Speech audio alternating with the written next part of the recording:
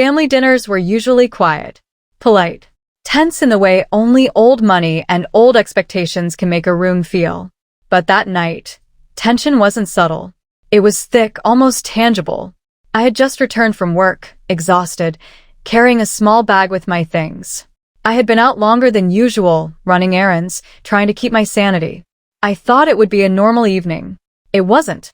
As I walked in, my parents didn't even glance up from their plates. Then my father slammed his fork down. "There's a problem," he said. My mother's eyes were sharp.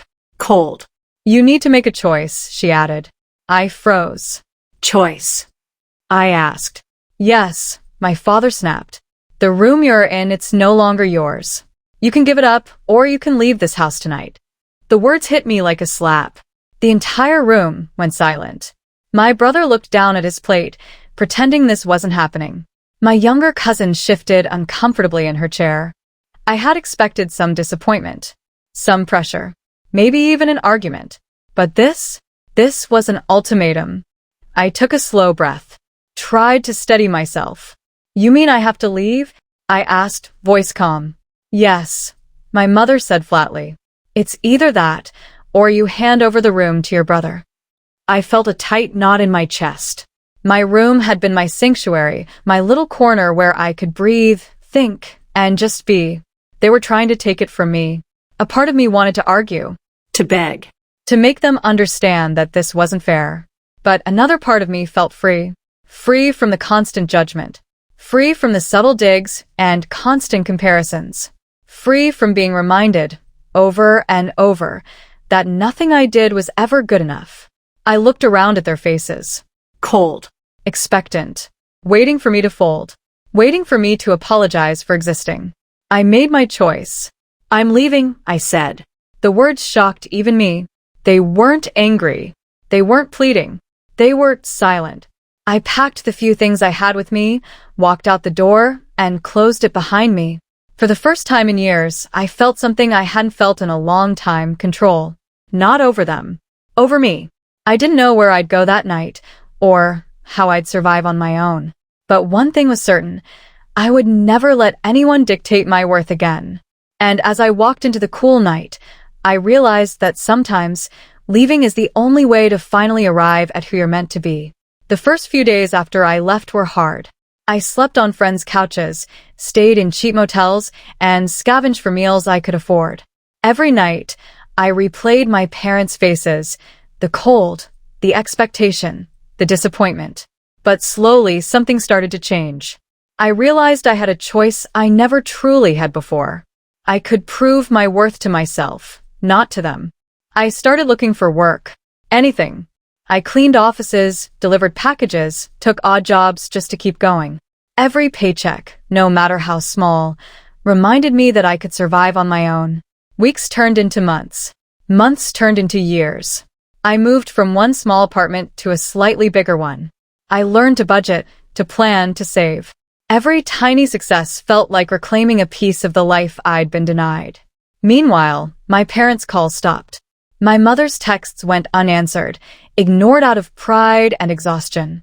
They had pushed me out, and now they had no control. Then one day, 7 years later, I got a knock on my door. I opened it to see my parents standing there, faces pale, eyes frantic. My father stammered, We need your help." My mother's voice shook. We didn't realize how serious it was. "Please."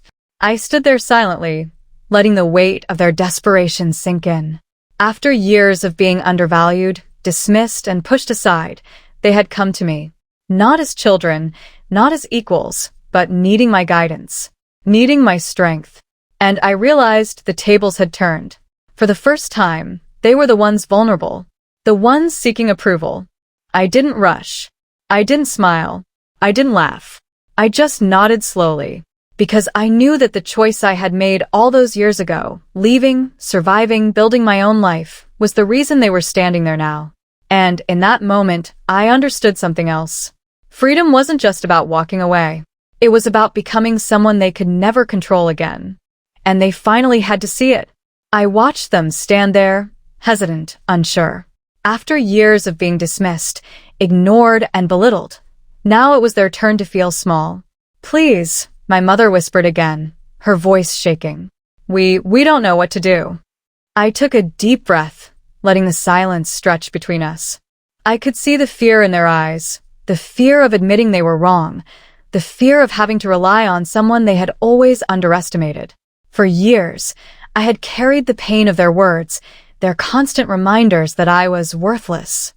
I had learned to survive without them, to build my own world where my efforts mattered. And now here they were, needing me. I didn't feel anger. Not really. I felt power. Not the cruel kind, but the kind born from strength earned through struggle. I'll help, I said slowly, carefully. But things are different now. They both nodded, tears threatening to fall. My father's usual stern expression was gone, replaced by humility. My mother's face softened, and she stepped forward as if afraid I might change my mind. You've grown into someone we never expected, my father admitted quietly, his voice trembling. We see now how wrong we were. I didn't answer. Words weren't necessary. My life, my choices, my independence, they spoke louder than any apology could. Over the next few hours, I guided them through what they needed. Decisions, planning, logistics, I handled it all with calm precision. They followed my lead, realizing for the first time what it felt like to rely on the very person they had tried to push away. And as the sun set, painting the room in golden light, I looked at them and finally allowed myself a small, genuine smile. You see, I said softly, I didn't need your approval to succeed. But you finally understand. Tears ran down my mother's cheeks. My father stood silently, shoulders slumped, eyes filled with regret. I didn't gloat. I didn't remind them of the years they had wasted. I just let them feel it. Because sometimes the most powerful lesson isn't revenge. It's the quiet strength of living well. I stepped outside later, breathing in the cool evening air. For the first time in years, I felt truly free. Free from judgment, free from expectation, free from the chains of being worthless in their eyes. And as I watched the sky darken, I realized, leaving that night all those years ago wasn't the end. It was the beginning of a life where I was in control, where my worth was determined by me, and where no one else's opinion could ever shake me again.